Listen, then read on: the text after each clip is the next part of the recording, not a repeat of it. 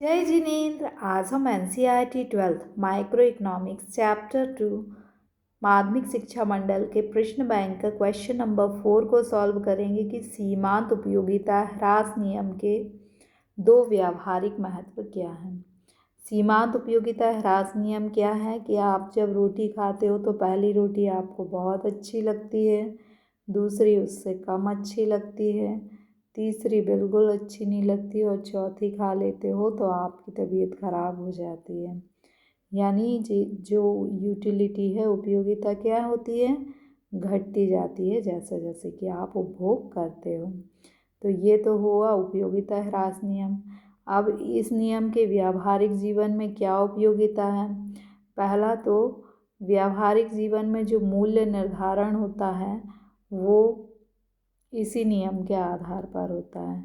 जैसे हम एग्ज़ाम्पल देखें कि पानी जो है वो विशाल मात्रा में पृथ्वी पर उपलब्ध है, इसलिए पानी की सीमांत उपयोगिता हर अगली इकाई आपने एक गिलास पानी पिया तो आपको बहुत अच्छा लगा, जैसे जैसे आप ज़्यादा पानी पिएंगे वैसे वैसे वो आपको थोड़ा कम अच्छा लगेगा।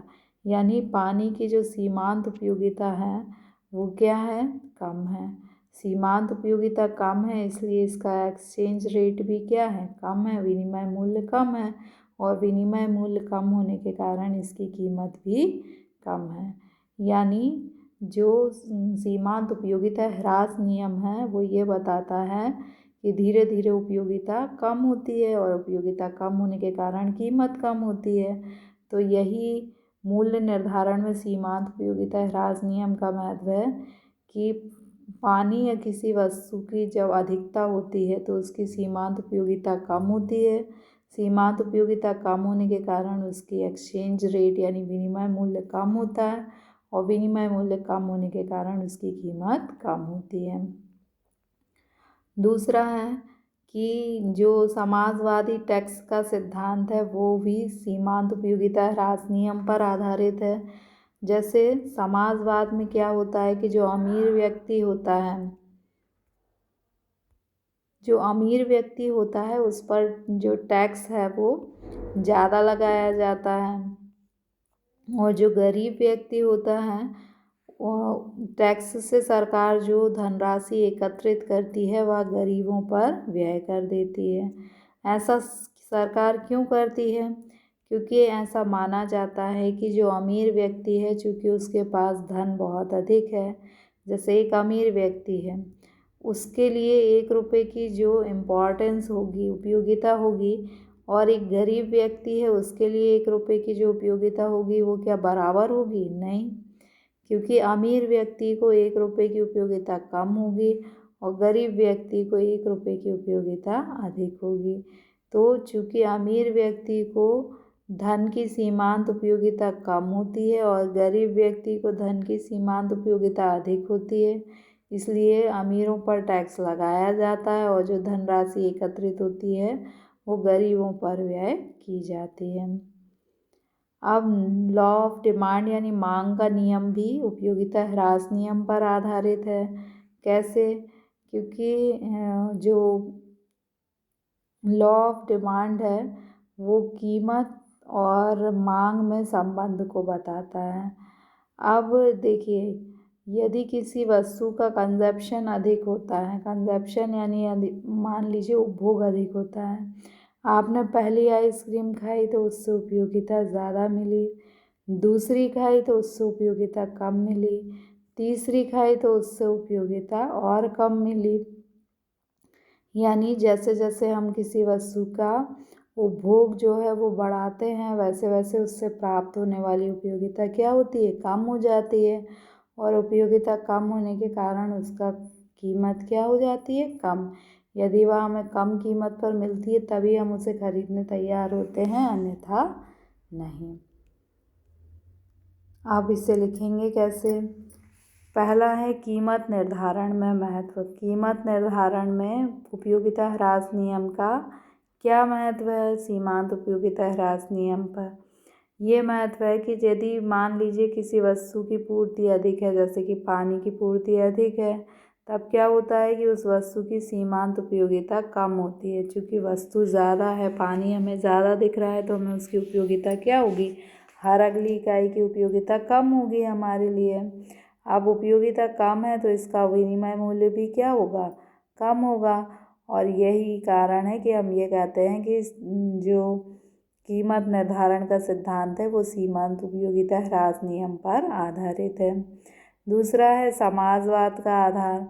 समाजवादी समाज में क्या होता है कि धनी लोगों पर टैक्स ज़्यादा लगाया जाता है और जो धनराशि एकत्रित होती है वो गरीबों के ऊपर व्यय कर दी जाती है। ऐसा क्यों किया जाता है, क्योंकि अमीर जो होते हैं उनके लिए धन की जो सीमांत उपयोगिता होती है वो कम होती है और गरीबों के लिए धन की सीमांत उपयोगिता अधिक होती है।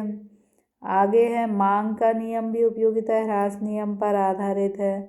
मांग का नियम क्या है कि कीमत बढ़ने पर मांग घट जाती है और कीमत घटने पर मांग बढ़ जाती है, यानी कीमत और मांग में विपरीत संबंध होता है।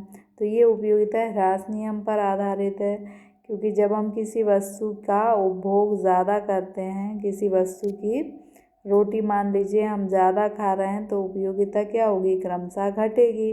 और उपयोगिता क्रमशः क्यों घटेगी, उपयोगिता ह्रास नियम के कारण घटेगी।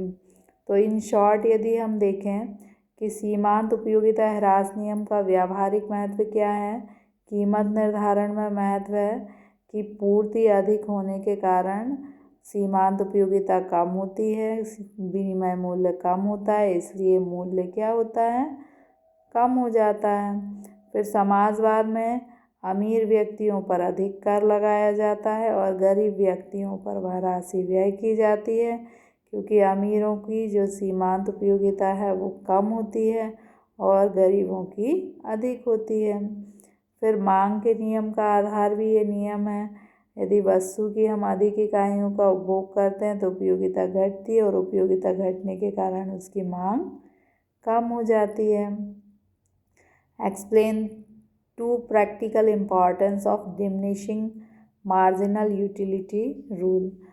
डिमिनिशिंग मार्जिनल यूटिलिटी लॉ जो है वो प्राइस इम्पॉर्टेंस इन प्राइसिंग, यदि हमें कीमत निर्धारण करना है तो उसका जो आधार है वो डिमिनिशिंग मार्जिनल यूटिलिटी का लॉ है। दूसरा, बाय लिविंग सोशलिज्म में क्या होता है कि जो रिच पर्सन होते हैं उस पर अधिक टैक्स लगाया जाता है और जो पुअर पर्सन होता है उस पर वह राशि स्पेंड की जाती है, क्योंकि जो पुअर होते हैं उनको मार्जिनल यूटिलिटी मनी की अधिक होती है, जबकि जो रिच होते हैं उनको मार्जिनल यूटिलिटी कम होती है। Basis of law of demand, law of demand का भी जो बेस है वो मार्जिनल डिमिनिशिंग मार्जिनल यूटिलिटी का लॉ है।